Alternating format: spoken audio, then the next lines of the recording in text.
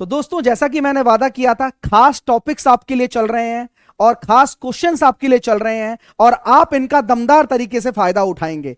और ये जो मैं आज कराने वाला हूं ये आपके पेपर में बिल्कुल आने वाला है मेरे भाई। तो आप सभी छात्र इन सवालों को छोड़ना मत और डिट्टो तरीके से इन सवालों को पॉज कर करके बनाओ आराम से, ठीक है। और आप लोग हमारी एप्लीकेशन से नहीं जुड़े हो तो हमारी एप्लीकेशन को भी डाउनलोड कर लिया करो यार, लाइक और शेयर कर दिया करो, मतलब इसमें रेटिंग दे दिया करो प्यारी प्यारी, क्योंकि कंटेंट अगर आपको हमारा पसंद आता है, हम मेहनत करते हैं तो किसके लिए करते हैं, बच्चों के लिए करते हैं। आप यहां पर अपना 5 स्टार दो यार, मजा आएगा, आप भी खा लेना हम भी खा लेंगे। और हमारे नए बैचेस भी आ गए हैं जिसमें आप जुड़ सकते हो हमारी एप्लीकेशन पर जाकर। ऑफर बस खत्म होने वाला है मेरे भाई, फायदा उठाना आपका काम है, मेरा काम तो आपको बताना है मेरे दोस्त। नए बैचेस प्राइम बैचेस है, 200 दिन का चैलेंज है। मैंने इस बार कोर्स नहीं लेकर आया, मैं सिलेक्शन का सिस्टम लेकर आया हूं, और ऐसा सिस्टम जो आप लोगों के लिए सिलेक्शन करवाएगा। समझ रहे हो मेरी बात? तो आप मेरे साथ पढ़िए क्विक ट्रिक बाय साहिल सर एप्लीकेशन पर। बिगनर्स भी इसको ले सकते हैं, बड़े बच्चों में डाउट है, ठीक है। आप रेलवे कंप्लीट प्राइम बैच में सारी सब्जेक्ट्स आपको मिलती है 999 में मात्र, और 1.5 साल की वैलिडिटी आपको मिलती है। और आप इस ऑफर का फायदा उठा सकते हैं। मैथ रीजनिंग कॉम्बो ले सकते हैं, मैथ का अलग से ले सकते हैं। जो भी बैच अभी ले लोगे उस पर आपको ऐसा जिंदगी में दोबारा ऑफर नहीं दूंगा मैं, क्योंकि आता ही नहीं है, तो लॉन्चिंग ऑफर है। आप 10 तारीख से बैच शुरू हो जाएगा आपका, आप आनंद उठाइए, ठीक है मेरे भाई। अब क्या ही बच्चे कहते हैं सर मैंने तो ये ले रखा है मास्टरी, मैंने तो 100 डेज ले रखा है प्राइम में। तीनों में मैं अंतर स्पष्ट कर देता हूं। बैच कौन सा बेस्ट है? सारे ही अच्छे बैच हैं, बस नए बैच का फर्क है। ये नया बैच है, अभी आया है, वो ओल्ड बैच है, इसमें डिटेल फाउंडेशन है, सब कुछ है, बीओडी अवेलेबल है। आज पहले से दिन से पढ़ना है, सारा कंटेंट एक दिन में मिल जाएगा। 100 डेज टारगेट बैच है, इसमें सारा क्विक रिवीजन है, जेब में रख के 6 एग्जाम देने जा रहे हो साल भर में तो भी रिवाइज करके जा सकते हो। तो काम ऐसा किया हुआ है मेरे भाई। और प्राइम बैच ऐसा सुपीरियर बैच बनाऊंगा, 200 दिन का चैलेंज है भाई, कुछ नया आपको भी मिलेगा और कुछ नया मैं भी करूंगा आपके लिए। तो सब कुछ अच्छा है, आप जो लेकर तैयारी शुरू करो वो लेकर तैयारी शुरू कर सकते हो, ठीक है मेरे भाई। नीचे इसकी पीडीएफ में डलवा दूंगा, और नीचे इसकी पीडीएफ में डलवा दूंगा, और आप बस आप आनंद लीजिए और सवाल को अच्छे तरीके से बनाइए, हर एक चीज को, ठीक है। कोई कॉम्प्रोमाइज नहीं चाहिए, कुट जाओगे भाई साहब फ्री में, ठीक है ना मेरे दोस्त। और लाइक शेयर जरूर करिएगा, ओके। All the best. चलिए अब सेशन शुरू करते हैं अपन। पहला सवाल आपकी स्क्रीन पर है, चलो करके बताओ। अमित और अमिता की वर्तमान आयु के बीच का अनुपात दिया हुआ है 7:5। 5 साल पहले अमित की आयु, 5 साल बाद अमिता की आयु बराबर है, मतलब एक तरीके से। तो क्या आप ये कह सकते हो कि यार इन दोनों का जो गैप है, 2 रेशो, वो 10 साल के बराबर है। 1 रेशो बराबर हो गया 5 साल। तो यानी कि यहां से समझ में आ जाएगा आपको कि अमित जो हो जाएगा वो 35 साल का हो जाएगा, और अमिता जो हो रही है वो 25 साल की हो जाएगी। 5 साल बाद अमित की आयु, 5 साल पहले इसकी आयु का अनुपात, तो 40:20, 2:1। सवाल अच्छा है, आयु के ऊपर है, करके चलना होगा आपको, तभी बन पाएगा। अगला सवाल करिए, सिंप्लीफिकेशन बेस्ड है, करिए। देखिएगा दोस्तों, 15/18 गुणा 3/15, 1/2, 3 चौके 12 और 3 तिया 9, प्लस 1/3, 3/8 गुणा 8/18। आप यहां देखिए 15 से 15 कट गया, 1/6 डिवाइडेड बाय 2/3, 1/3 कितना हो जाएगा, 3/3, यानी कि 1/6, 1/6 प्लस 1/6, 2/6, यानी कि 1/3 आंसर आ गया। जिसका भी आंसर 1/3 आया है वो ठीक है, 1/3 जिसका भी आंसर आया है वो ठीक है। अगला सवाल करो। 100 प्रेक्षणों का योगफल दिया हुआ है और उनके वर्गों का योगफल भी दिया हुआ है। 100 प्रेक्षण है, 100 ऑब्जर्वेशन है, उनका योगफल भी दिया हुआ है और उनके वर्गों का योगफल भी दिया हुआ है। दोस्तों बड़ा गजब का सवाल है। किसका क्या मतलब होता है कि अगर मैं कहूं कि x बराबर 1 से लेकर 100 तक, अगर हम कहें समेशन ऑफ x है, या कह सकते हैं summation of x i, summation of x i, तो x बराबर 1 से लेकर 100 तक है, इसका जो सम है उसको 400 बोला गया है। समेशन ऑफ i बराबर 1 से लेकर 100 तक है, इसका जो सम है उसको 400 बोला गया है। समेशन ऑफ i बराबर 1 से लेकर 100 एक्स आई का स्क्वायर, वो 2475 है। देखो भाई बहुत काम की चीज है ये, आपको अभी हल्के में लग रही होगी, हल्के में लेने से दिक्कत सही नहीं होगी। ठीक है क्या मेरे भाई? चलो समझ गए आप?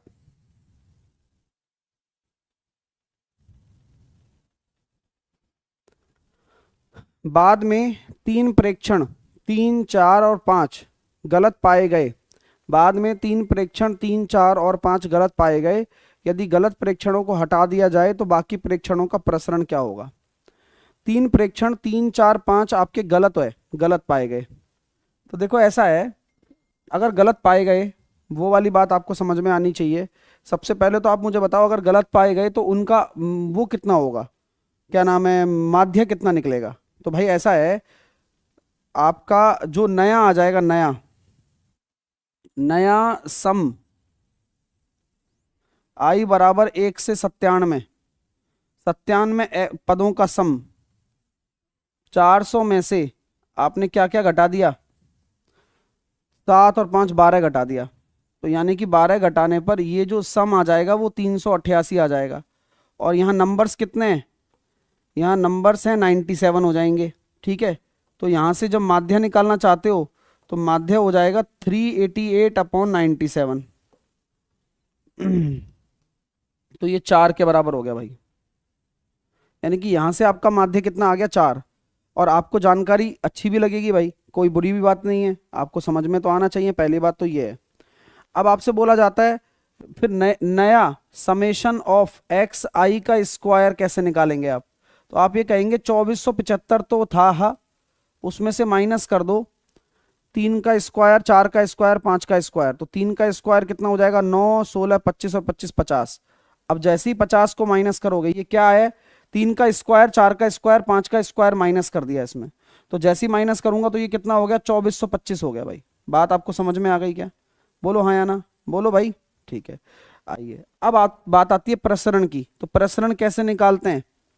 1/n सिग्मा एक्स आई का स्क्वायर माइनस एक्स बार का स्क्वायर, यही फॉर्मूला है।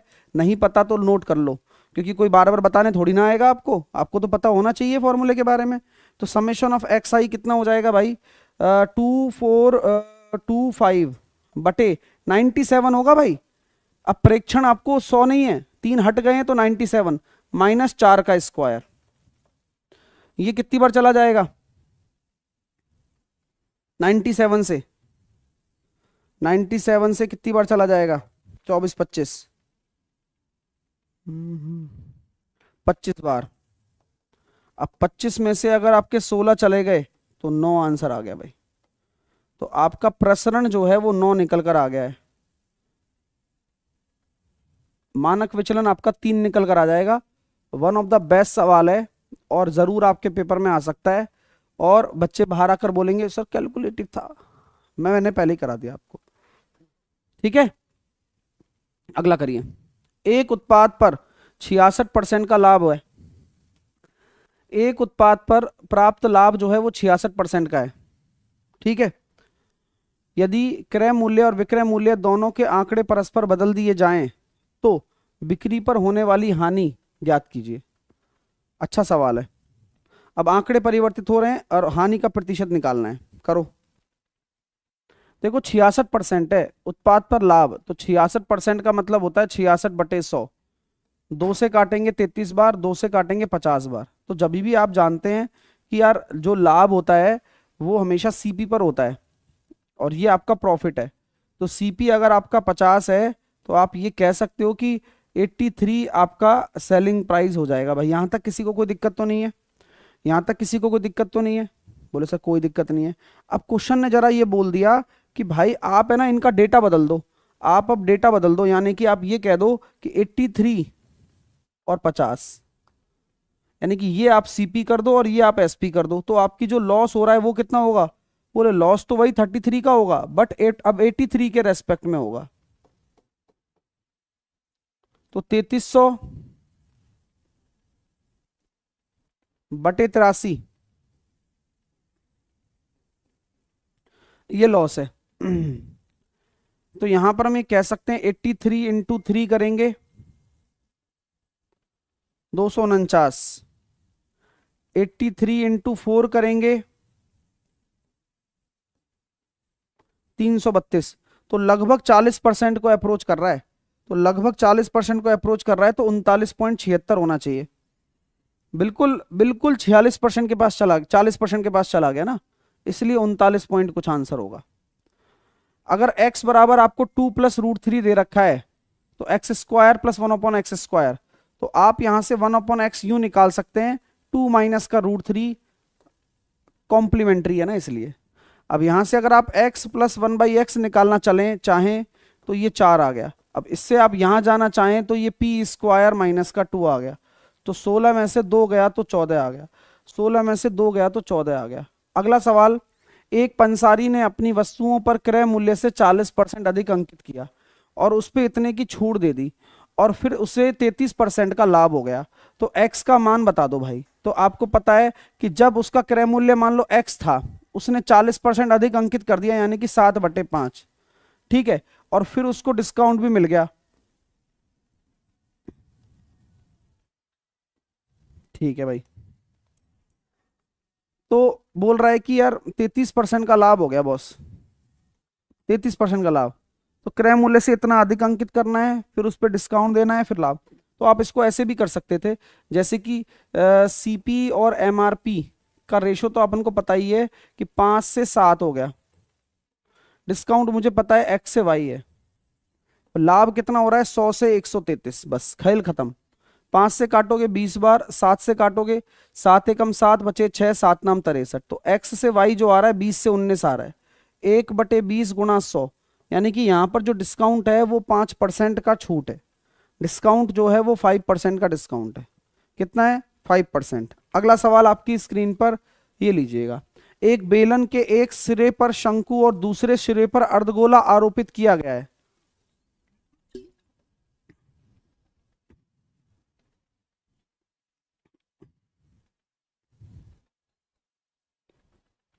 एक सिरे पर शंकु और दूसरे सिरे पर अर्धगोला,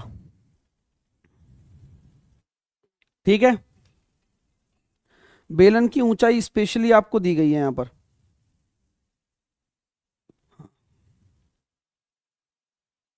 अरे यार ये क्वेश्चन तो छूट ही गया था, चलो इसको भी कर लो। क्या हम ये कह सकते हैं क्या कि वह सबसे बड़ी संख्या ज्ञात कीजिए जिससे इससे और इससे डिवाइड करने पर अलग अलग रिमाइंडर आ जाए। इससे डिवाइड करेंगे और इससे डिवाइड करेंगे, तो ये कितना, मतलब माइनस कर देंगे शेषफल को, तो 171 और 270। अब इनमें से कुछ कॉमन नजर आ रहा है, हाँ 19 नम्मा 171 और 9, 9 इन दोनों की आत्मा है, 9 इन दोनों के अंदर है, तो 9 आपका वो मैसे पे होगा। ये सवाल पे है हम, चलो। क्वेश्चन ने क्या कहा है कि बेलन की ऊंचाई तो दे रखी है 6, संरचना की कुल ऊंचाई 32 है, और सार्व त्रिज्या 7 है, मतलब सभी की त्रिज्या 7 है, ये भी 7 है, ये भी 7 है, तो भाई ये भी 7 होगा। तो आपसे यहां से पता चल गया भाई ये भी 7 है, 7 और 6 13, तो फिर ये ऊंचाई कितनी हो जाएगी, 32 में से अगर 13 घटा दिया, 22 में से 3 गया तो कितना हो जाएगा 19, तो सारा आ गया देखो, 19 और 6, 19 और 6 25 और 7 32, ठीक है। तो ये हाइट आ गई 19, ये आ गया आपका 6, 25 और 7 32, ठीक है। संरचना का कुल आयतन बता दो ना, तो देखो आयतन कैसे निकालेंगे, 1/3 पाई r²h प्लस पाई r²h1, ये h है, ये h1 है, और 2/3 पाई r3, पाई r² को कॉमन ले लो, 19/3, 6, 2/3, 7, 7 दूनी 14, पाई r² यानी कि 154 हो जाएगा, क्योंकि रेडियस 7 है। 19 9 और 4 23, 23 33, 23 और 10 33, 11 और 6 17। तो देखो ना भाई, यूनिट डिजिट 8 वाला आंसर है। सवाल कैसा लगा बताओ? हाँ, मज़ा आया आपको? मेरे को तो काफ़ी इंटरेस्टिंग लगा। अब आप कहोगे सर डायरेक्ट भी हो जाएगा क्या? आप जैसे 11 से भाजकता चेक कर सकते हो कि भाई ये भी 11 से, ये 11 से नहीं जा रहा, ये 6 और 6 12 है, 12 में से 3 गया तो ये भी नहीं जा रहा, 4 और 7 में से 4 गया तो ये भी नहीं जा रहा, यही जाएगा केवल। तो 11 से भाजकता अगर आप देखते हो तो आंसर आपका ये आ गया। अगला सवाल आपकी स्क्रीन पर देखो, ये रहा, करके बताइए। देखिए दोस्तों, अब आपको ये देखने में कुछ लग रहा होगा, sine square theta plus cos square theta का होल स्क्वायर अगर मैं देखता हूं तो ये हो जाएगा कितना, साइन की पावर 4 थीटा प्लस कॉस की power 4 theta plus 2 sine square theta और कॉस स्क्वायर थीटा। बात समझ में आ रही होगी आपको? कोई दिक्कत तो है नहीं? बोले सर ठीक है, कोई दिक्कत नहीं है। अब भाइयों और बहनों, इसकी वैल्यू तो आपको बता ही रखी है क्वेश्चन में कि यार ये भी 2 sine square theta cos square theta है। यानी कि अगर मैं sine square theta plus cos square theta का होल स्क्वायर कर भी ले रहा हूं तो ये हो रहा है सर 4 साइन स्क्वायर थीटा और कॉस स्क्वायर थीटा।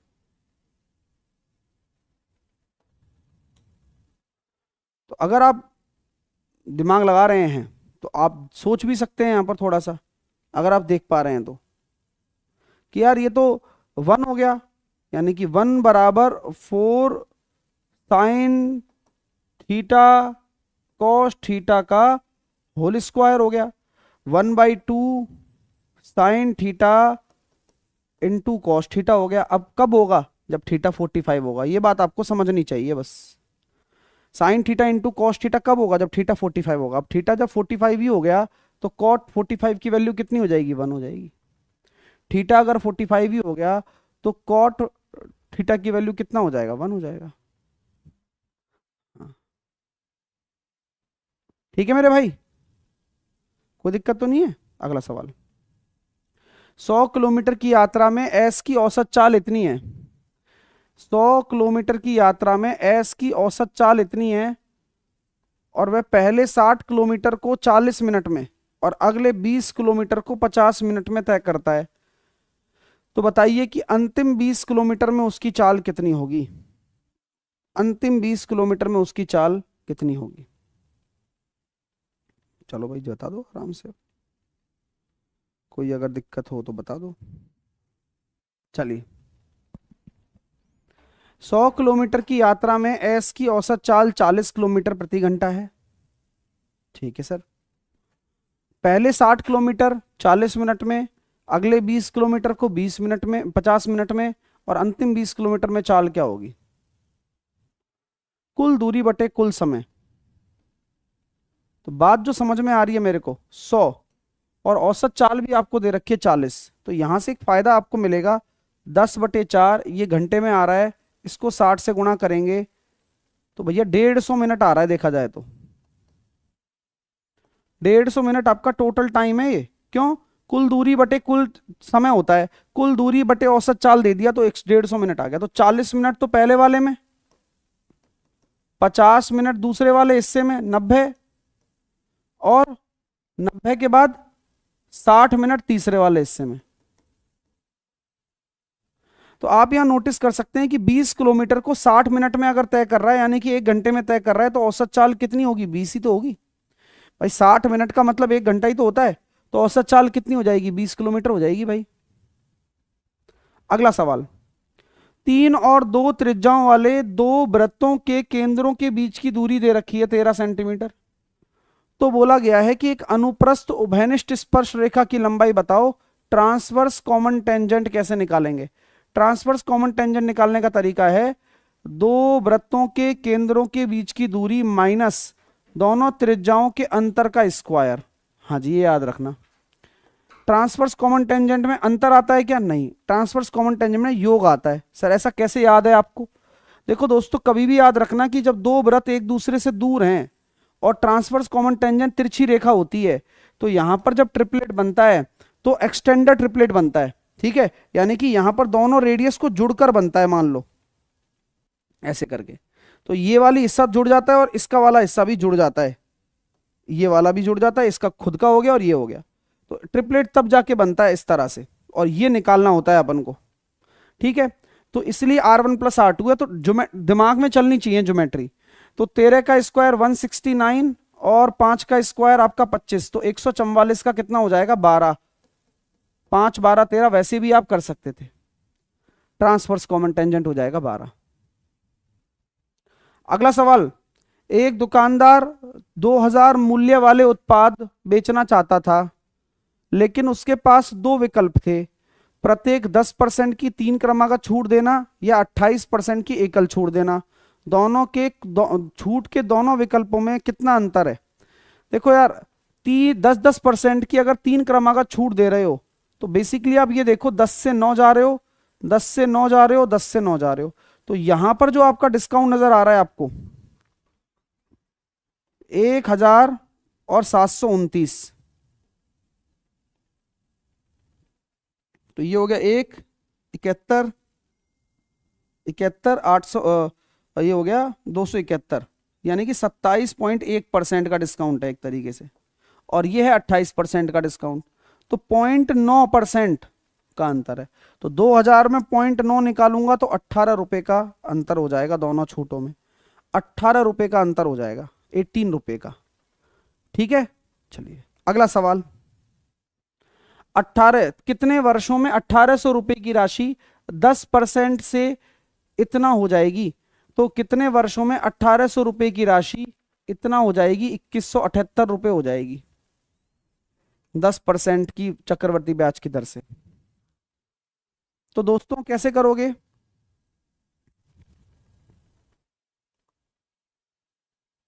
छह से काटा मैंने इसको 300 बार, 6 तिया 18, 6 छंगा 36, 6 तिया 18, 3 से काट दिया मैंने इसको 100 और 121 बार। तो यहां से जो मेरी समय आ रहा है वो 2 साल आ रहा है, 10 से 11, 10 से 11 2 बार समय जो आ रहा है वो 2 साल आ रहा है निकल कर। अगला सवाल आपके सामने देखो, ये रहा 72/8, 9 9 चौके 36 प्लस 40 माइनस 7 प्लस 15, 36 और 40 कितना हो जाएगा? 76 प्लस 8 84, 84। 140 120 मीटर दो लंबी रेलगाड़ियां इतने स्पीड से चल रही हैं, एक ही दिशा में चल रही हैं, तो एक दूसरे को कितने समय में पार करेंगी? तो टोटल दूरी हो गई 260, एक ही डायरेक्शन में चल रही हैं, तो रिलेटिव स्पीड हो गई 18, 5/18 से गुणा करूंगा तो आपको जो समय निकालना है वो निकालना पड़ेगा, यानी कि 52 सेकंड में एक दूसरे को पार करेंगे। कितने सेकंड में? 52 सेकंड में एक दूसरे को पार करेंगे, ठीक है। हाँ जी, क्लियर। अगला, 53 रुपए की धनराशि ए बी सी के बीच में बांटी जाती है, ए को बी से 7 रुपए अधिक मिलते हैं और बी को सी से 8 रुपए अधिक मिलते हैं। ए को बी से 7 रुपए और बी को सी से 8 रुपए, तो तीनों का हो जाएगा 3x माइनस का 1 बराबर 53 रुपया, x बराबर हो गया 18 बराबर, तो यानी कि इसको 25 मिलेंगे, इसको 18 मिलेंगे, इसको 10 मिलेंगे। ये आ गया आंसर, 25 18 और 10। अगला सवाल, इस संख्या में 5 और 7 के स्थानीय मानों का अंतर बताओ।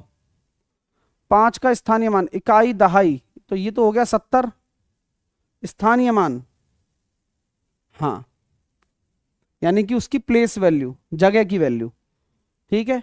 इकाई दहाई सैकड़ा हजार 10,000, तो ये हो गया 50,000। अब 50,000 में से 70 चले जाएंगे तो 49,930 हो जाएगा। अगला सवाल,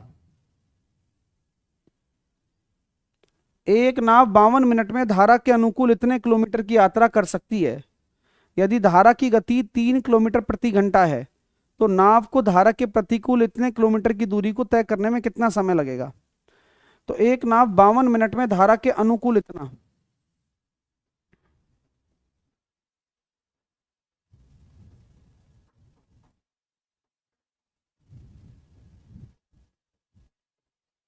तेरह चौके 52, 13, 39/2। यदि धारा की गति 3 है तो नाव को धारा के प्रतिकूल इतने किलोमीटर दूरी तय करने में कितना समय लगेगा?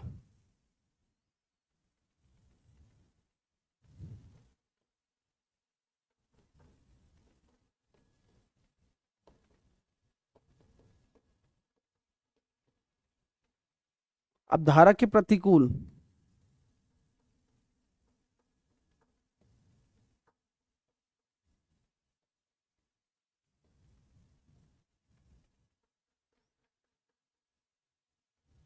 छः, 33 में से 6 गया तो कितना हो जाएगा?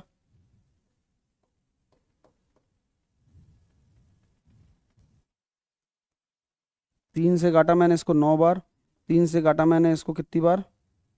28 बार। 56/9, 6.22, 6.22 आंसर आ जाएगा। ठीक है मेरे भाई, क्लियर है? ओके, चलिए अगला सवाल करिए। 25 संख्याओं का माध्य दे रखा है। पहले 10 के माध्य में 9%, अगली 10 संख्याओं में 12%, अंतिम 5 संख्याओं में कोई परिवर्तन नहीं हुआ, तो नया माध्य क्या होगा? देखो ऐसा है, तो पहले 10 का 9% हो रहा है, 10 का 9% और इसमें 5 में 0 परिवर्तन, तो कुल मिलाकर हम ये कह सकते हैं कि 90 180/25, यानी कि 180, 25 को लिख दिया मैंने 100/4, 7.2% का इंक्रीमेंट हो जाएगा डायरेक्ट। यानी कि 110 को अगर गुणा करते हो, अगर मैं कहूं 11 को गुणा करो, 11 दूनी 22, 11 7 77 और 2 79, तो देखा जाए तो 7.92 की वृद्धि हो जानी चाहिए। अरे 77, हाँ 2 79, ठीक है। तो नया माध्य आपका क्या हो जाएगा? क्योंकि फिर संख्या में तो बंटना है ही, और अगर आप परसेंटेज इंक्रीमेंट कर रहे हो तो भी बात आपकी जम जाएगी यहाँ पर बात। तो एग्जैक्ट फिगर आपका क्या निकल कर आने वाला है वो आपको बताना है। गलती तो होती है लेकिन चलने दीजिए। अच्छा ये 12 है, सॉरी माफी चाहता हूँ, मुझे लगा 9 है, 12% है। तो अब आंसर आपका देखिए क्या बन रहा है। तो आप यहां देख सकते हैं 90 + 120, 210/25। अब 25 को क्या लिखोगे? 100/4, तो यानी कि 8.4% है। ये परसेंटेज चल रहा है सब, तो इसका 11 से गुणा करना, 11 चौके 44, 11 अट्ठे 88 और 4 92, तो 119.24, 9.24% का डायरेक्ट इंक्रीमेंट। ओहो ओहो ओहो ओहो ओहो, अब बैक भी नहीं आ रहा, तो ये आ रहा है। अरे भाई गजब, अरे तेरी मिटेगा भाई। 210/25, 8.4%, जिसकी वैल्यू आ रही है 9.24 इन मीडियन मीन इंक्रीमेंट। तो आंसर आ गया ये। अगला सवाल, अमिता उतने ही समय में एक कमरा बना सकती है जितने समय में बीना और सीता मिलकर बना सकती हैं। अमिता और बीना एक साथ मिलकर 25 दिन में कर सकती हैं और सीता 35 दिन में कर सकती है। टोटल वर्क अगर आप लेंगे तो 25 × 7 175, ये हो गया 7 और ये हो गया कितना? 5। तो क्या सवाल बन रहा है देखिएगा।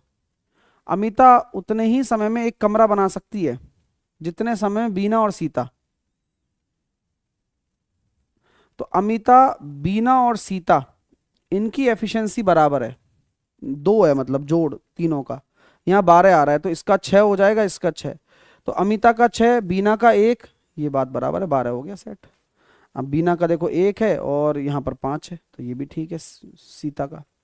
तो सीता अकेले 35 दिन में काम कर सकती है, ये तो हमने कद बता ही दिया। तो बीना अकेले काम को कितने दिन में करेगी? तो बीना की एफिशिएंसी 1 है, 175 दिन में करेगी। कितने दिन में करेगी मेरे भाई?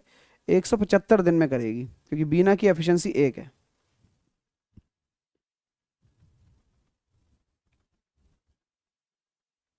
नेक्स्ट करिए।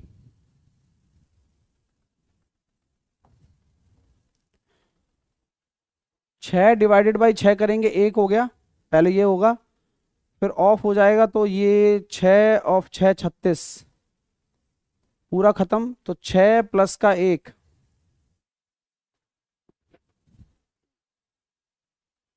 -1/6।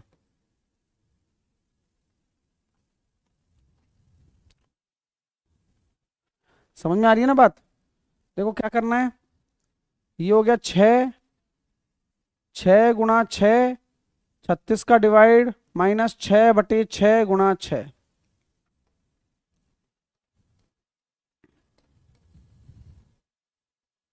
एक गुणा 6 आ गया ना, ठीक है, इससे ये कट गया, तो ये 1 आ गया भाई समय।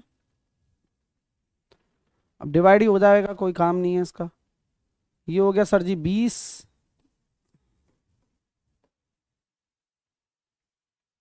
गुणा 4, 4 आंसर आएगा भाई, 4। ए प्लस बी प्लस सी दे रखा है, ए बी बी सी सी ए दे रखा है, ए cube B cube C cube -3 ABC निकालना है। तो आपको हाइब्रिड फॉर्मूला लगाना पड़ेगा, जहां A plus B plus C, A plus B plus C का whole square -3 times of A B plus का बी सी प्लस का सी ए।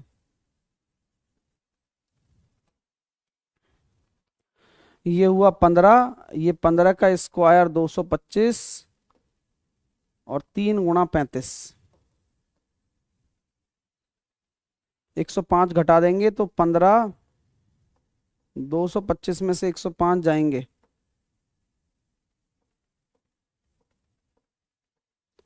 15 12 180, 1800 आंसर आ जाएगा, 15 12 180।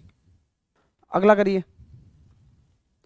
एक कमरे की चौड़ाई उसकी ऊंचाई की दुगनी और उसकी लंबाई की आधी है।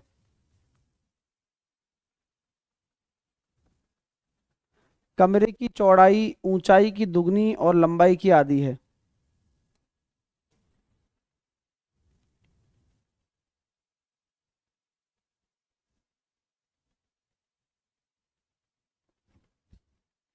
चौड़ाई ऐसा कर सकते हैं हम लोग, चौड़ाई को अगर आप 2x मान लो तो ऊंचाई की तो ये दुगनी हो जाएगी और लंबाई की आधी हो जाएगी, तो लंबाई आपकी 4x हो जाएगी। तो आयतन कितना हो जाएगा? 8x का क्यूब बराबर 1728। 8 दूनी 16, 8 एकम 8, 8 छंग 48, x की वैल्यू आ गई 6। तो कमरे की लंबाई हो जाएगी 24। कमरे की लंबाई हो जाएगी 24। m के किस मान के लिए इस रैखिक समीकरण का निकाय का कोई हल नहीं होगा? यानी कि लाइनें आपस में पैरेलल होंगी, तो इसमें x का कोफिशिएंट, दूसरी वाली में x का कोफिशिएंट बराबर करना है, y का कोफिशिएंट माइनस में और माइनस का m। तो 18 चौके 72, m की वैल्यू कितनी आ जाएगी? 28, क्योंकि a1 a2 बराबर होगा b1 b2 के। ठीक है, नेक्स्ट सवाल करेंगे। बड़े लोगों को एक तरफ, 6 और 2 8 और 2/7, 56 और 2 58/7, तो 58/9। नीचे कितना आ रहा है? 1/3 आ जाएगा, 3, हाँ 1/3। 3 का ऊपर नीचे गुणा करेंगे तो 7/9, 10/9, और ये भी 10/9, 1, तो 58/9 ही आंसर होगा, क्योंकि नीचे जो डिनोमिनेटर है वो 1 आ रहा है, तो 58/9 आंसर हो जाएगा। अगला सवाल करो कि इस बहुपद को पूरी तरह विभाजित करने के लिए इसमें क्या जोड़ा जाना चाहिए। तो एक बहुत अच्छा तरीका बताता हूं, अगर डिवाइड करोगे तो डायरेक्ट डिवाइड करने की जरूरत नहीं है, आप x बराबर 5 पुट कर दो। अब जैसे ही 5 पुट करोगे तो देखो ये आ रहा है 125, 125, 25 तिया 75, 5 चौके 20 और माइनस का 75। भाई और बहनों ये आ रहा है 145 प्लस में और ये आ रहा है 150 माइनस में। अब आ रहा है कि मैं माइनस का 5। अब आप ये जानते हो कि अगर ये इसको पूरी तरह से डिवाइड कर रहा होता तो 0 आना चाहिए था, लेकिन माइनस का 5 आ रहा है। कहानी क्या है, तो इसमें क्या जोड़ा जाना चाहिए, प्लस का 5 जोड़ दोगे तो 0 हो जाएगा, प्लस का 5 जोड़ दोगे तो 0 हो जाएगा। तो ये बहुत अच्छा सवाल है और इंटरेस्टिंग भी है ना। अगला सवाल भी कर सकते हो आप, हाइट एंड डिस्टेंस के ऊपर है, करो। 17 मीटर ऊंचे एक सीधे खड़े खंबे के शीर्ष से एक सीधी खड़ी मीनार का उन्नयन कोण 60 डिग्री था के शीर्ष से, और मीनार कितनी ऊंची है, 57 मीटर। तो ये 17 है और ये 40 है। तो खंबे के आधार से मीनार का आधार कितनी दूरी पर है। तो कोई बड़ी बात तो नहीं है। 60 डिग्री बराबर ये है तो 30 डिग्री बराबर कितना हो जाएगा, 40/√3। और इसको जब आप सॉल्व करोगे तो आंसर आपका आसानी से आ जाएगा ए ऑप्शन, √3 को रैशनलाइज कर देना। सचिन ने एक दुकान से 1120 रुपए में 52 पुस्तकें और दूसरी दुकान से इतने रुपए में इतनी पुस्तकें खरीदी। उसके द्वारा भुगतान किया गया प्रति पुस्तक औसत मूल्य कितना है। तो देखो यार, 1152 पुस्तकें एक हैं और 47 पुस्तकें एक हैं। इनकी कीमत 1120 है, इनकी कीमत 910 है। जेएसएम लगाओगे तो 910 को बेस मान लो, 1120 से 910 कितना ज्यादा जा रहा है, आई थिंक 210।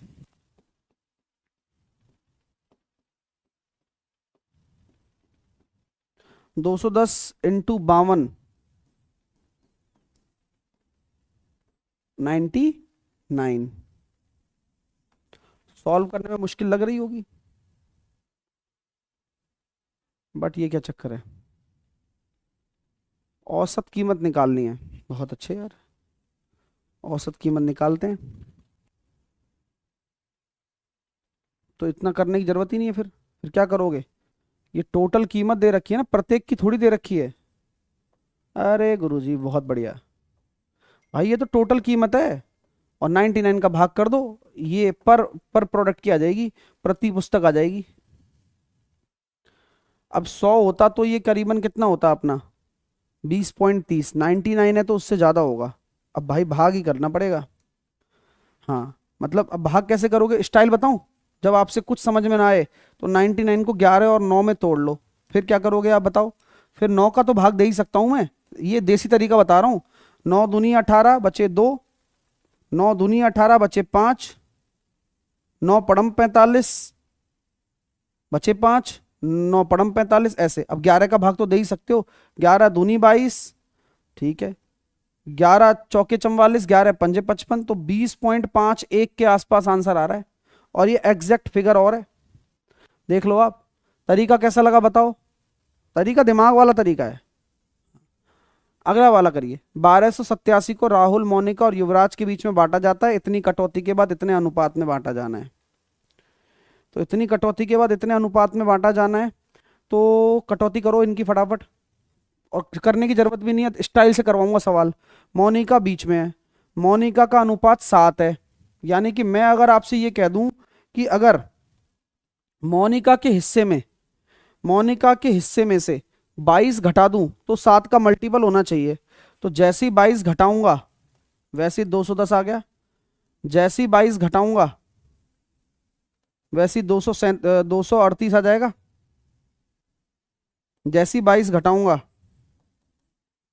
137, अब जैसे ही 22 घटाऊंगा 238। तो ये तो दोनों सेम ही है, खैर तो ये तो आंसर है ही नहीं, ये भी नहीं जा रहा 7 से, एक ही ऑप्शन है।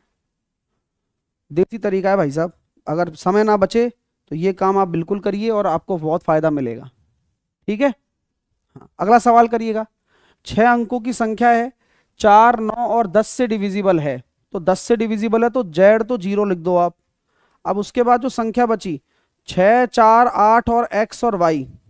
अब ये भैया 4 से डिविजिबल होने के लिए ध्यान रखना कि लास्ट के 2 डिजिट 4 से डिविजिबल होने चाहिए। और और y आपका इवन होना चाहिए देखा जाए तो। बढ़िया। अगर ये 0 है तो निश्चित तौर पर अगर आप 9 से डिविजिबिलिटी देख रहे हो तो 6 और 4 10 और 8 18। तो यहां पर आप ये देखिए कि इवन होना चाहिए। तो इवन आपका 8 भी हो सकता है, इवन आपका 6 भी हो सकता है, इवन आपका 4 भी हो सकता है, इवन आपका 2 भी हो सकता है, इवन आपका 0 भी हो सकता है। यानी कि y can be all of this, इनमें से कुछ भी हो सकता है। अब x क्या होना चाहिए भाई? अगर 9 बनाना है तो इसको 1 रखना पड़ेगा, इसकी जोड़ी में इसको 3 रखना पड़ेगा, इसको 5 रखना पड़ेगा, इसको 7 रखना पड़ेगा और इसको 9 रखना पड़ेगा। अब जैसे ही 90 रखोगे तो 4 से डिविजिबल ही नहीं है। 72 रखोगे तो है, 54 रखोगे नहीं है, 36 रखोगे है, 18 रखोगे नहीं है। तो आंसर इन दोनों में से आने वाला है। तो दोस्तों 3 और 6, जहां y सबसे छोटी संभव संख्या है, तो y सबसे छोटी संभव संख्या है तो यार ये नहीं लोगे आप, ये वाला ले लोगे। तो यहां पर आपका x की वैल्यू 7, 0 और y की वैल्यू 2, आंसर आएगा 5। कैसा लगा तरीका? ऐसे पॉसिबिलिटी बना के करना है। हाँ, अब आप कहोगे सर यहां तो गड़बड़ हो सकती है आपसे, आप y को भी तो 0 और z को भी तो 0 ले सकते हो। मैंने कहा ये पॉइंट तो मेरे दिमाग में आया ही नहीं कि y को भी ले लूं z को भी ले लूं, बट ये फिर आपका 90 हो जाएगा ना। और 90 हो जाएगा तो फिर 4 से डिविजिबल कैसे होगा? हैं भाई 90 अगर हो जाएगा, अच्छा जैसे कि आप ये कहना चाहते हो 648 x, y को भी ले लो z को भी ले लो, तो ये 900 हो जाएगा पूरा। तो ये 4 से भी चला जाएगा।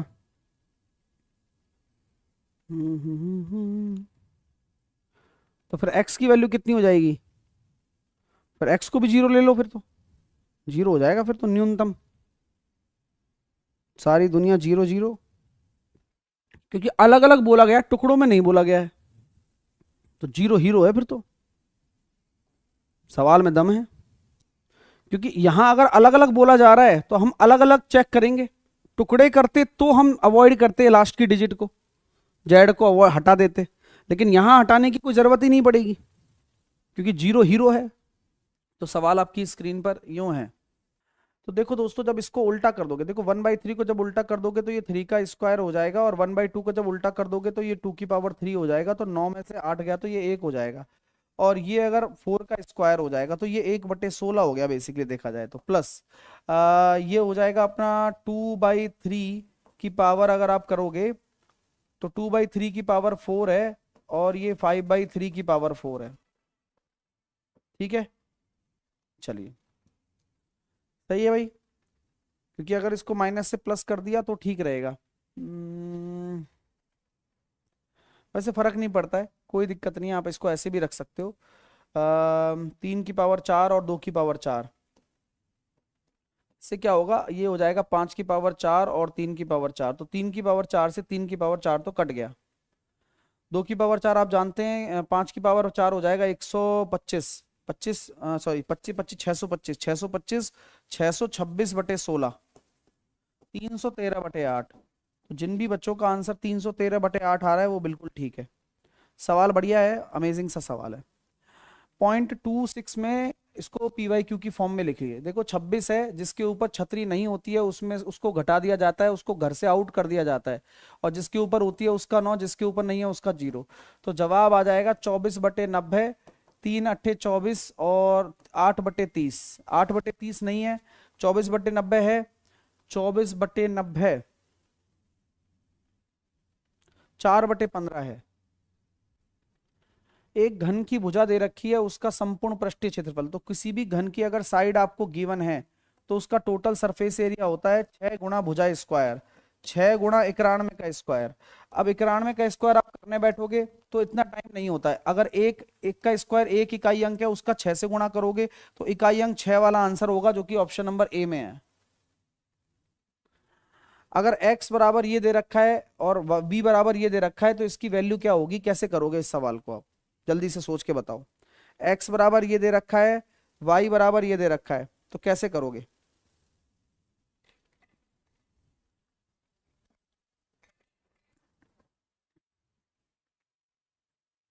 न्यूमेरिक डेटा दिया हुआ है, चाहो तो x को अगर मान लो 2 रखते हो आप, x को अगर 2 रख रहे हो तो a की वैल्यू कितनी आ रही है, 3 आ रही है, और b की वैल्यू कितनी आ रही है, 1 आ रही है। तो जवाब क्या बनना चाहिए, 3 की पावर 4 प्लस 1 की पावर 4 माइनस 2 टाइम्स ऑफ 3 का स्क्वायर और 1 का स्क्वायर। तो 3 की पावर 4 कितना होता है, 3 तिया 9 तिया 27 तिया 81, 1 और 9 दूनी 18। तो 82 में से अगर 18 चले गए, 80 में से 16 चले गए, तो आंसर आपका कितना निकल कर आ जाएगा, 64। तो 64 आपका राइट आंसर इसका निकल कर आ जाएगा आसानी से।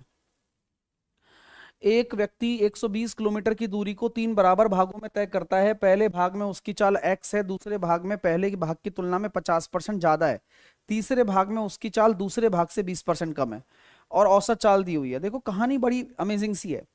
पहले भाग में उसकी चाल x है, दूसरे भाग में उसकी चाल पहले भाग से ज्यादा है।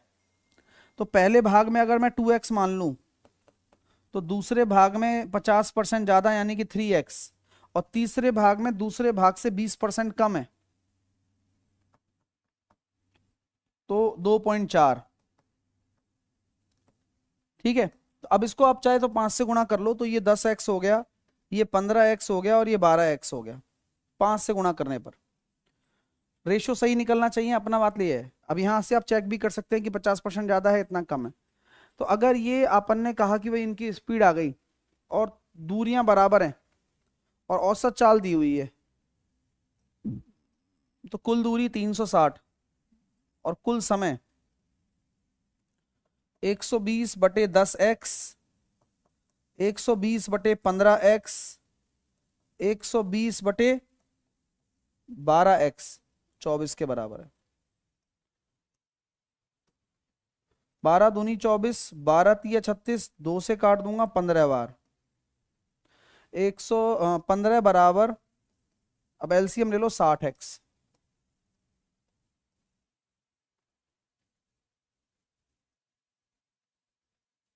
तो 120 तो बाहर वैसे भी आ जाएगा। ये आ गया 6, ये आ गया 4, ये आ गया 5। 60x बराबर 15 अट्ठे 120,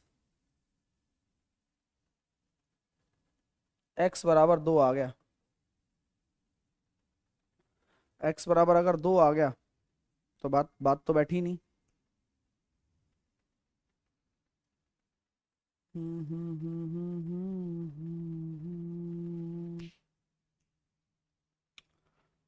कोई जीरो वीरो का फर्क पड़ गया क्या?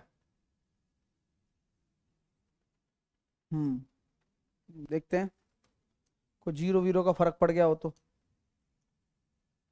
थोड़ा अब इसी बहाने थोड़ा और शॉर्टकट की तरफ चले जाएंगे। हाँ भाई, पहले क्या होता है, एक बार अपन एक मेथड लगा के चल जाते हैं तो फिर ऐसा लगता है कि वही लगा दो यार, चलो छोड़ो यार, क्योंकि भाई है ना।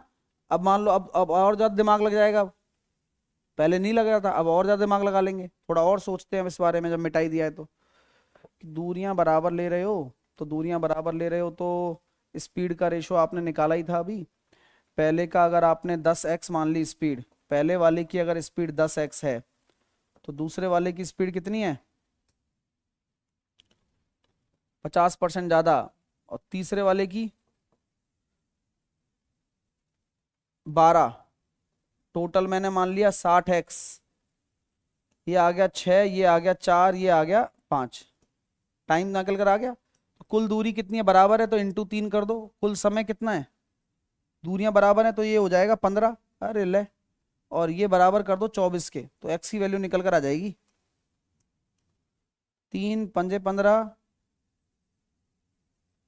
अरे यार 2 ही क्यों आ रही है यार, हम्म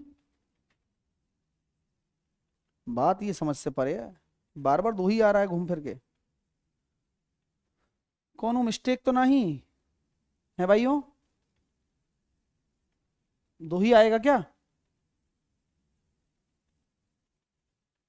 भाई अगर केवल x का मान ही पूछा गया है तो बात कर रहा हूं, तो 2 आ गया ना, तो अब आंसर कैसे देंगे अब बताता हूं आपको मैं।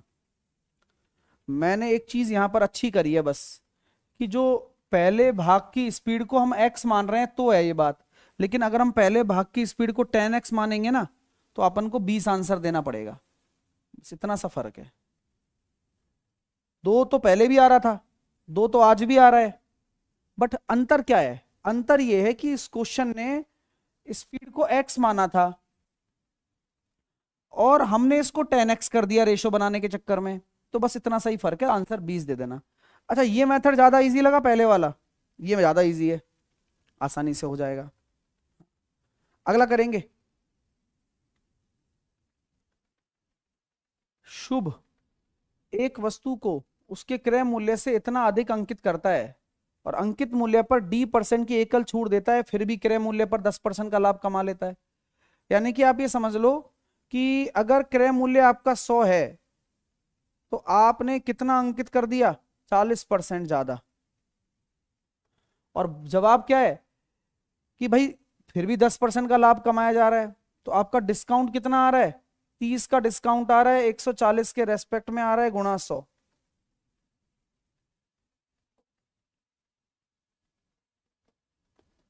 21 सही 3/7%। 21 सही 3/7%। आनंद ने एक वस्तु खरीदी। ये आनंद बड़ा काम का आदमी है और ये सवाल लेटेस्ट अभी आपको पेपर में देखने को मिला है, ALP के पेपर में बहुत बार आया है। तो आनंद ने एक वस्तु खरीदी और उसके ऊपर मरम्मत पे खर्चा कर दिया। सवाल में क्या खास बात है कि मान लो आनंद ने X रुपए में खरीदी और 82 रुपए खर्चा कर दिया मरम्मत पर। अब ये कीमत बन गई, बाद में उसने क्या किया, उस वस्तु को 25% के लाभ पर बेचा। तो 25% के लाभ पर बेचोगे तो क्या हो जाएगा? 5/4। ठीक है। अंततः भरत ने वह वस्तु इतने रुपए पर बेच दी और अब इसने खरीदी होगी और उसको हानि भी हो रही है 47% की।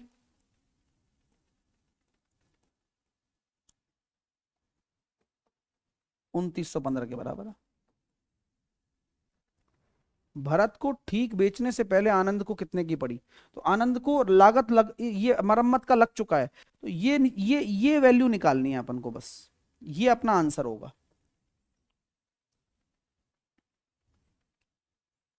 55 25 58 40 5 3 15 53 एकम 53, ये 11 बार, तो 11 चौके 4400 आंसर आ जाएगा आपका। 4400 आंसर आ जाएगा। बढ़िया सवाल है। 7 + m बराबर दिया हुआ है, तो m के संभावित मानों का अंतर बताओ। तो जब कभी भी ऐसी बात आती है तो एक बात याद रखना कि अगर आप m को √m को अगर आप a मान रहे हैं तो क्या बनेगा? देखिए 7 + a² बराबर 5a + का 1, a² माइनस का 5a + का 6 बराबर 0। 6 के ऐसे टुकड़े कर दो जिन्हें जोड़ने पर 5 आ जाए। बोले सर 3 और 2, दोबारा रिपीट करूं, 6 के ऐसे टुकड़े कर दो जिन्हें जोड़ने पर 5 आ जाए। तो माइनस डोमिनेट कर रहा है तो ये प्लस में होगा। तो अंतर पूछा गया है, तो अब ये किसकी वैल्यू है पता है? ये आपकी a की वैल्यू है, a की वैल्यू है। अब a बराबर कितना है? √m। तो √m की वैल्यू 3 भी हो सकती है, √m की वैल्यू 2 भी हो सकती है। अगर मैं m की वैल्यू की बात करूं तो 9 हो जाएगी और m की वैल्यू की बात करूं तो 4 हो जाएगी। इनका अंतर पूछा है आपसे। सवाल कैसा लगा बताइए प्लीज।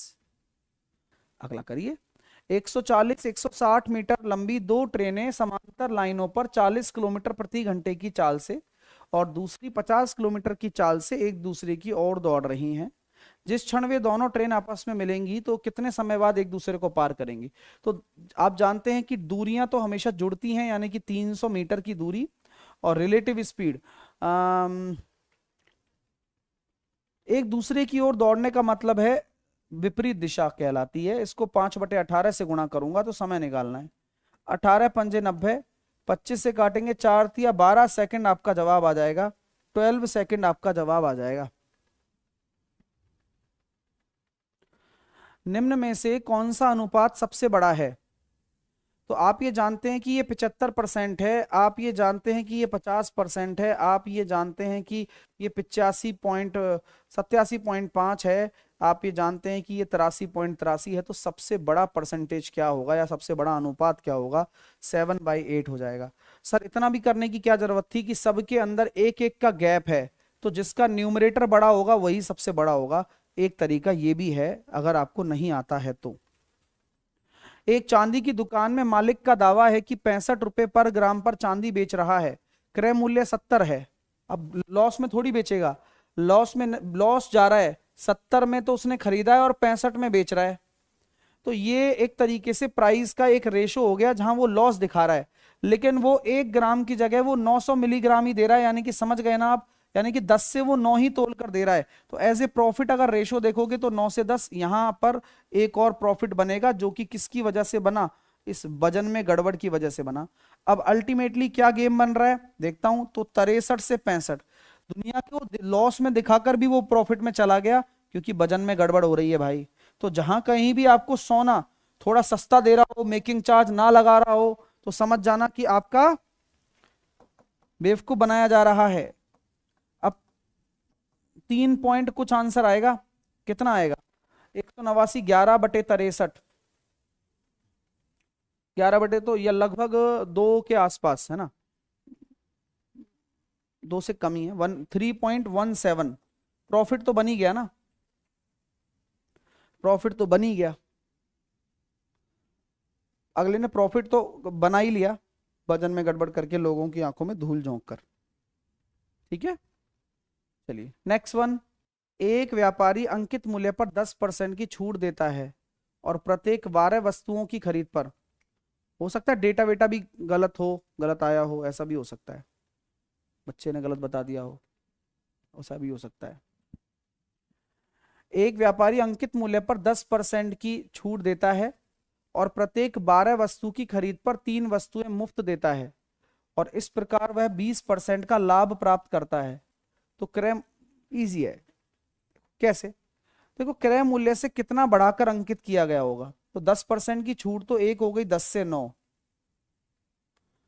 प्रत्येक 12 वस्तुओं की खरीद पर 3 वस्तु मुफ्त मिलती हैं, तो 3 वस्तु मुफ्त मिलती हैं 12 की खरीद पर, यानी कि टोटल आपकी 15 हो गया, यानी कि 3/15, यानी कि 1/5, तो 5 से एक डिस्काउंट और दे दिया 4, और ओवरऑल क्या हो रहा है कि भाई इस प्रकार 20% का लाभ हो जाता है, यानी कि 5 से 6।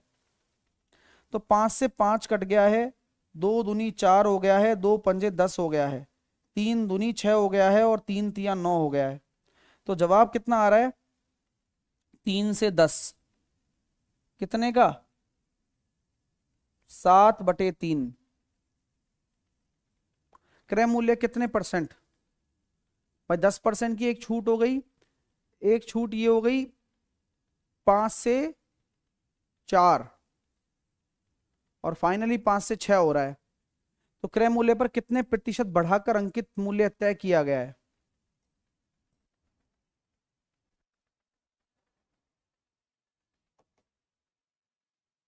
10% की छूट दे दी इस पर, 3 फ्री में, नीचे टोटल 15, 3 पंजे 15, 5 में से एक गया तो 4, और ओवरऑल कितना हो रहा है? प्रॉफिट हो रहा है 5 से 6। 5 से 5 काट दिया, 2 दूनी 4 हो गया, 2 पंजे 10 हो गया, अच्छी बात है, 2 तिया 6 हो गया, 3 तिया 9 हो गया, अभी ठीक है। तो 3 से 5 आ रहा है, तो कितना है? 2/3 × 100, तो 66.66%। तो ये देखो, आराम से इतना अधिक अंकित करना पड़ेगा। अगर यहां पर हम देखते हैं कि ये देखो आपका 3.6 है और ये 2.5 है, ये 2.5 है, ये 3.6 है, तो 5 और एक 6, ये कितना आ जाएगा भाई? 6.1। और उसको अगर आप डिवाइड कर रहे हो किससे? 0.75 से, तो 0.75 का मतलब कितना हो जा रहा है? 3/4, प्लस इसको क्या लिखेंगे? 5/4 गुणा 4/5, तो ये तो हो गया 1, तो 4 एकम 4, 6 चौके 24,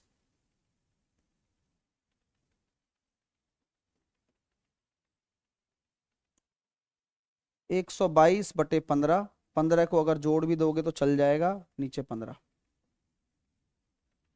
तो कितना निकल कर आ रहा है? 137/15। अगला सवाल करेंगे। एक वस्तु को उसके विक्रय मूल्य के 5/12 पर बेचने पर हानि होती है यदि उसको 80% पर बेचते हो। अगर आप इसको फ्रैक्शन में ले रहे हो तो इसको भी फ्रैक्शन में ले लो, फिर कोई टेंशन नहीं होती है। तो 5/12 पर बेच रहे हो, और अगर इसको फ्रैक्शन में लोगे तो 80% का मतलब होता है 4/5। नीचे 4/5 होगा तो 5 ऊपर चला जाएगा, 4 यहां हो जाएगा। 20% की हानि हो रही है यानी कि 80, और यहां क्या हो रहा होगा इसको x मान लो आप, अब जो भी आएगा देखा जाएगा। तो आप सॉल्व करें।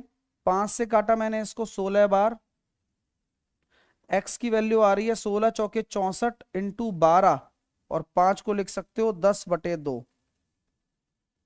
तो 12 चौके 48, 12 छिंग 72 और 4 76, 2 अट्ठे 16, 6 दूनी 12 और 1 13, 7 दूनी 14 और 1 15। आपको पता चल गया कि ये 153.6% आ रहा है। इसका मतलब 53.6 जो है वो इसका परसेंटेज प्रॉफिट हो जाएगा। यूनिट डिजिट से भी कर सकते थे आप।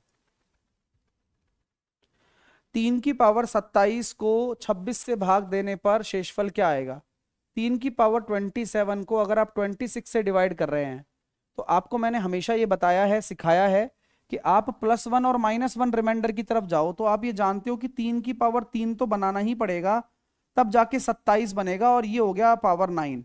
और उसको अगर आप 26 से भाग कर रहे हैं तो ये 27 है, ये 26 है, तो एक आपका रिमाइंडर आ रहा है, और उसकी ऑड पावर आए चाहे इवन आए, क्योंकि प्लस में है तो फिर एक ही आपका राइट आंसर आने वाला है, एक ही आपका रिमाइंडर आएगा, एक ही आपका शेषफल आने वाला है। 4800 रुपए की धनराशि को 15% की दर से n साल में साधारण ब्याज आपका 2160 रुपए है, तो n का मान ज्ञात करो। तो यहां पर हम ये कह सकते हैं कि 4800 रुपए की धनराशि है, 3/20% की अगर दर है, n वर्षों का साधारण ब्याज पूछा गया है, तो 2160 आ जाता है। 0 से 0, 2 से काटेंगे 240, 0 से 0, 24 नम्मा 216, n बराबर आ गया 3 साल, यानी कि 3 साल आपका वह समय आ जाएगा, 3 साल आपका वह समय आ जाएगा।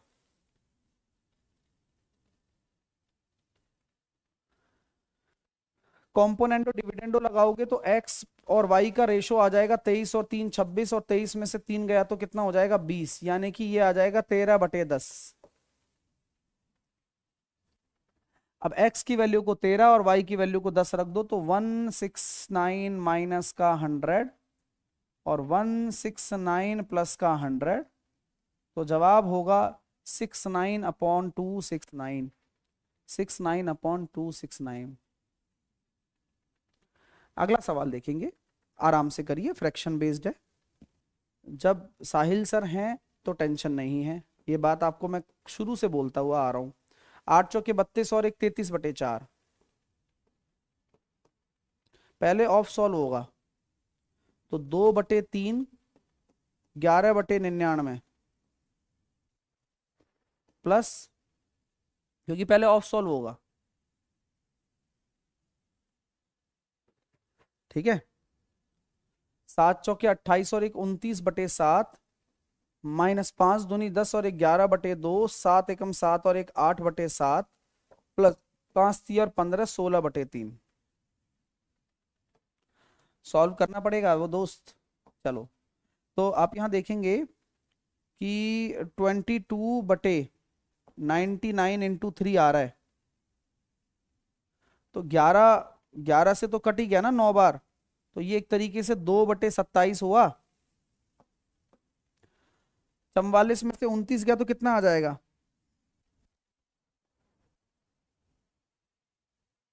पंद्रह माइनस में, माइनस का 15/7 प्लस का 16/3 को क्या लिख सकते हो? 16 नंबर 144, 144 और 2 146/27 माइनस का 15/7 आ गया ना। तो देखो 189 वाला पहली बात तो एक ही ऑप्शन है, मैं तो आंसर ए दे दूंगा डायरेक्ट ही, आगे सॉल्व ही नहीं करूंगा। क्यों नहीं करूंगा, आपको समझ में आ जाना चाहिए, क्योंकि 189 तो केवल एक में ही बन रहा है ना। हाँ, तो क्यों दिमाग लगाएंगे बताओ, आपको आवश्यकता है तो आप लगा सकते हो, अदरवाइज मैं तो यहां संतुष्ट हो गया कि भाई मैंने फाइनल कैलकुलेशन कर ली है। 500 रुपए की धनराशि को 2 साल के वार्षिक चक्रवर्ती ब्याज और साधारण ब्याज के बीच का अंतर दिया हुआ है, तो ब्याज की दर कितनी आएगी। तो 2 साल के चक्रवर्ती ब्याज और साधारण ब्याज का जो डिफरेंस का फॉर्मूला होता है वह क्या होता है, प्रिंसिपल रेट का स्क्वायर अपॉन 100 का स्क्वायर। अगर मैं कहूं ये 1.25 है जिसको 5/4 कहा जा सकता है, और आपका 500 आपका प्रिंसिपल है, तो R/100।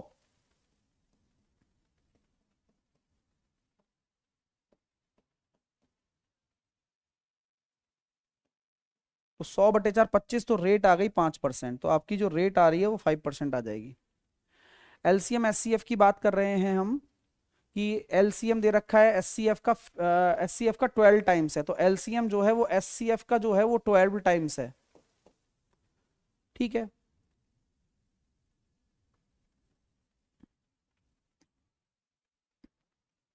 इनका जो सम है वो 65 के बराबर है, तो 1/5। तो आत्मा अगर 5 आ चुकी है, एलसीएम अगर आपका 60 आ चुका है, वो तो ठीक है। अब एक संख्या 15 है, तो 15 कैसे बनेगी, तो ये भी तो आप जानते होंगे, एलसीएम एचसीएफ का जो अनुपात होता है उसको टुकड़े करते हैं तभी तो नंबर बनती है, तभी तो उसकी आत्मा में प्रवेश कर जाती है। देखो 15 और 20, तो दूसरी संख्या आपकी 20 होगी, क्योंकि 3 और 4 में टूट रहा है, तो दूसरी संख्या आपकी 20 हो जाएगी। ठीक है, दूसरी संख्या आपकी 20 हो जाएगी। अगला करिए। ए एक काम को 12 डेज में करता है, बी एक काम को 30 डेज में करता है, टोटल काम 60 हो गया, ये 5 हो गया और ये बी हो गया 2। ठीक है, अब वे बारी बारी से आते हैं, तो बारी बारी से आते हैं, तो 5 आएगा 2 आएगा, 5 आएगा 2 आएगा, तो ऐसे मैं ये कहना चाहता हूं कि 7 यूनिट काम जो है वो 2 दिन में हो गया। ठीक है, अब ए तो शुरू कर ही रहा है। अब यहां पर अगर आप पहुंचोगे तो 16 दिन में 56 यूनिट काम हो चुका है। अब आएगा कौन, अब भाई 56 हो चुका है तो 4 ही करवाना है, और 4/5 लगेगा, तो 16 4/5, क्योंकि ए काम करने आएगा 16 4/5। एक आयत का परिमाप दिया हुआ है, डायगोनल दिया हुआ है, तो आयत के परिमाप से क्या समझते हो आप, डायगोनल दे रखा है 23, ये समझ में आ गया कि लंबाई प्लस चौड़ाई तो 25 है, और डायगोनल आपका 23 है, तो क्षेत्रफल कितना हो जाएगा। अब कोई ट्रिपलेट याद आ रहा है,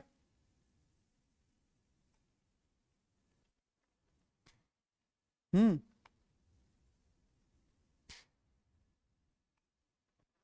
डायगोनल तो पता है सबको। हाँ, एरिया निकाल दिया भाई, डायगोनल 23 है। तो आपको यहाँ एक बहुत अच्छी बात समझनी होगी, यहां पर एरिया निकालने के लिए एक प्यारा सा a+b का होल स्क्वायर वाला फॉर्मूला काम आएगा, और कोई वैल्यू पुट में चक्कर में मत पड़ना। हाँ, कई बच्चे पढ़ते हैं, लटके रह जाते हैं पेपर में, सोचते रहते हैं कि कोई आएगा कोई बताएगा, नहीं नहीं नहीं भाई। डायगोनल हो गया 529, क्योंकि भाई इसका स्क्वायर, ये डायगोनल होता है √L² + B² + 2LB, बस हो गया काम। यहां से अगर आप देखोगे 30 71 71 और 25 96/2, तो लंबाई गुणा चौड़ाई डायरेक्टली 48 आ चुका है, लंबाई गुणा चौड़ाई डायरेक्टली 48 आएगा। ठीक है, 11 15 19 19 25 में क्या जोड़ा जाए कि वह समानुपात में हो जाए। मैंने क्या सिखाया था, इधर +4 हो रहा है, इधर का +6 हो रहा है, ये 2:3 हो रहा है। अब 3 को इधर गुणा कर दो, तो 11 प्लस का x गुणा 3, और 19 प्लस का x गुणा 2,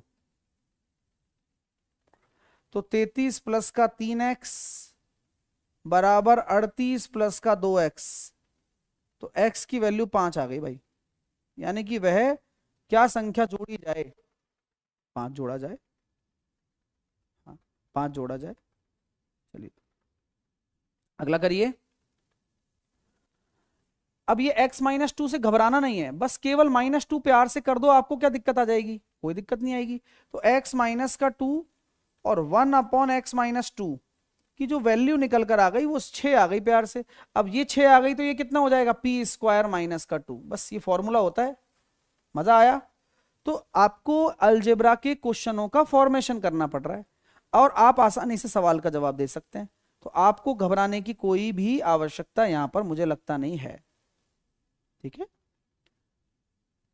8 सेंटीमीटर लंबाई की भुजा वाले समबाहु त्रिभुज का क्षेत्रफल, तो √3a²/4, तो √3 8 का स्क्वायर 64/4, यानी कि ये हो गया सर जी 16√3, और 16√3 का मतलब है 1.732। 16 दूनी 32, 16 तिया 48 और 3 51, 16 सत्ते 112 और 5 117, 16 कम 16 और 1 17 और 10 27.712। तो थोड़ी मेहनत और अच्छा रिजल्ट। सी ऑप्शन आपका राइट आंसर आ चुका है। 3 इक्वेशन दे रखी हैं, इनमें से कौन सा संतुष्ट करता होगा। आपको एक कोई प्यारी सी इक्वेशन पकड़ लेनी है और अदरवाइज आप सॉल्व भी कर सकते हो। मैं तो ऑप्शन से इसलिए बता रहा हूं कि चलो यार ठीक है, थोड़ा बहुत खेल खिलाप हो जाएगा और क्या है। तो ए तो आ ही नहीं सकता, और सी चेक करो, 5 में से 4, हाँ वेरी गुड, सी बन रहा है क्या, एक बार चेक कर लीजिएगा प्लीज। फिर सी को मैं यहां रख के भी देख लेता हूं, 9 में से हाँ जा रहा है और यहां भी आ रहा है, तो आंसर सी आ जाएगा भाई इसका। एक पुलिसकर्मी 500 मीटर की दूरी पर एक चोर को देखता है। पुलिसकर्मी दौड़ने लगा और चोर भी उसी समय दौड़ने लगा। चोर 15 किलोमीटर की चाल से दौड़ रहा है और चोर को पकड़ने से पुलिसकर्मी को 15 मिनट लग गए। चोर को पकड़ने में पुलिसकर्मी को 15 मिनट लग गए भाई तगड़ा है पुलिसकर्मी। हाँ, तो पुलिसकर्मी की चाल बताओ। तो आप मुझे बताओ, 500 मीटर की दूरी है दोनों के बीच में और 15 मिनट लग गए। मिनट को मैंने किस में बदल दिया, सेकंड में बदल दिया। अब सेकंड को मैंने क्या कर दिया, किलोमीटर पर आवर में बदल दिया। अब ये क्या है, रिलेटिव स्पीड है, तो पुलिस की स्पीड क्या होगी अगर चोर की स्पीड 15 है तो। अब सॉल्व करने भर की काम है। ये हो गया सर 100, 6 तिया 18, 3 पंजे 15, 50 से आ गया भैया ये 2, और पुलिस की स्पीड आ जाएगी 17। बस इतना सा काम है, रिलेटिव स्पीड का खेल लगाना है, बस खेल खत्म करो। tan थीटा की वैल्यू आपका ये है, तो tan थीटा की वैल्यू अगर आपका 3/2 है तो आप क्या कर सकते हैं, tan थीटा को sin theta upon cos theta रख सकते हैं, जिसकी वैल्यू 3/2 आ जाएगी। ये 3 है और ये 2 है, तो 3 तिया 9, 2 दूनी 4, 3 तिया 9 और 2 दूनी 4, 5/13, 5/13। 5√3 सेंटीमीटर त्रिज्या वाले एक वृत्त में एक जीवा वृत्त के केंद्र से 10 सेंटीमीटर की दूरी पर है। यानी कि अगर ये वृत्त का केंद्र है और जीवा कहाँ है, जीवा केंद्र से 10 सेंटीमीटर की दूरी पर है और त्रिज्या इतनी है, तो जीवा की लंबाई पाइथागोरस से लगेगी, ये आधी आएगी फिर भी, है ना। 25 × 13 माइनस का 100, 260 और 65, 225 का हो जाएगा 15। लेकिन 15 आंसर थोड़ी आएगा, आंसर तो 30 होगा। 15 और 15 30, आंसर तो 30 होगा। 15 और 15 30। हाँ भाई मजा आ गया, आना ही था वो तो, क्यों नहीं आएगा मजा, मजा तो दिया ही गया है आपको। तो भैया अगर आपको पसंद आया है तो लाइक शेयर करेंगे आप, पीडीएफ नीचे मिल जाएगी, एप्लीकेशन डाउनलोड कर लेना, Google play store, Apple play store सब पे मिल जाती है। और रेटिंग भी करो यार, 5 स्टार कम से कम, चॉकलेट खा लेंगे फिर अपन। नए बैच आपके आ रहे हैं, 10 तारीख से शुरू हो गए हैं और आ चुके हैं। अब ज्वाइन कर लो, ऑफर चल रहा है, इससे बढ़िया मौका नहीं मिलेगा। आराम से मैं तो क्वेश्चन देता हूं, बच्चा सोच समझ के बढ़िया तरीके से ले हमारा, ठीक है। रेलवे प्राइम बैच नाम है उसका, जिसमें सारी सब्जेक्ट इतने में 1.5 साल की वैलिडिटी। अलग अलग लेना चाहते हो कॉम्बो ले सकते हो, मैथ रीजनिंग का भी डाला है, मैथ का भी है, अलग अलग भी है, ठीक है। तो जो भी ले लोगे यही ऑफर है, इससे बढ़िया दोबारा नहीं आएगा। अब आप डिसाइड करो कि आपको ऐसी अटेम्प्ट देना है इधर उधर भटक कर, या सिलेक्शन लेना है। ये ध्यान रखना, भीड़ पे भरोसा नहीं करना है, मेहनत पे करना है। आपको अगर मेहनत में कोई कमी नजर आए तो बोल देना, हमारी तो नहीं छोड़ते हम कमी, और इसी वजह से सिलेक्शन देते भी हैं लगातार। तो मैं 200 दिन देने के लिए रेडी हूं, आप मेरे साथ रेडी हैं तो तैयार हो जाइए। एप्लीकेशन को डाउनलोड करके पेड कोर्स में जाकर प्राइम बैच आप ज्वाइन कर सकते हो। कोई कूपन नहीं लगाना और कोई क्यूआर पे पेमेंट नहीं करना, अपने यूपीआई से पेमेंट करो, बढ़िया, ठीक है। फाउंडेशन लेना है तो वीओडी ले सकते हो, इनके लिए भी कूपन लगा हुआ है। टारगेट लेना टारगेट ले सकते हो, जैसी आपकी मर्जी हो। मैंने आपको बता भी दिया है, शुरू में ही बता दिया कि भाई कौन सा बेस्ट है। जो आपको लेना है आपकी सहूलियत के लिए सारे बेस्ट हैं।